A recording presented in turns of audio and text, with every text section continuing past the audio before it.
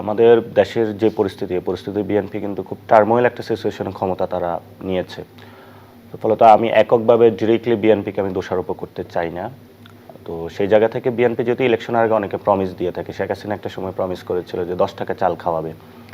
তো এই সরকারও বলেছিল যে আপনারা গণভোটে হাতে রায় দিন, এবং 75% মানুষ দিয়েছিল যে সংস্কার প্রক্রিয়া বাংলাদেশে বাস্তবায়ন হবে। এবং ইলেকশনের আগেই কি 3টা বিষয় ছিল: সংস্কার, বিচার এবং ইলেকশন। তো ফলত একটা প্যাকেজ ছিল।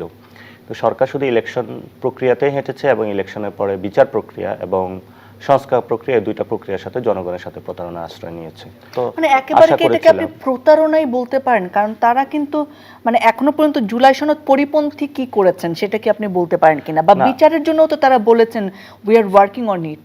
ইতিমধ্যেই তারা প্রস্তাবনা করেছে একটি সংবিধান সংশোধনী কমিটি।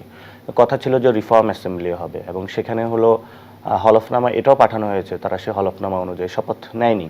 তো আপনি যখন গণভোটের যেই টার্মস কন্ডিশনগুলো দেখবেন, সেটা একটা রিফর্ম অ্যাসেম্বলি হবে, যে রিফর্ম অ্যাসেম্বলি একটা সংস্কার প্রক্রিয়ার মধ্য দিয়ে একটা নতুন সংবিধান করবে। তো সেটা থেকে তো সারা অলরেডি হলো বিরোধী দলকে প্রস্তাবনা দিয়েছে যে আমরা একটি সংশোধনী কমিটি করছি, আপনারা এটাতে অংশগ্রহণ করুন।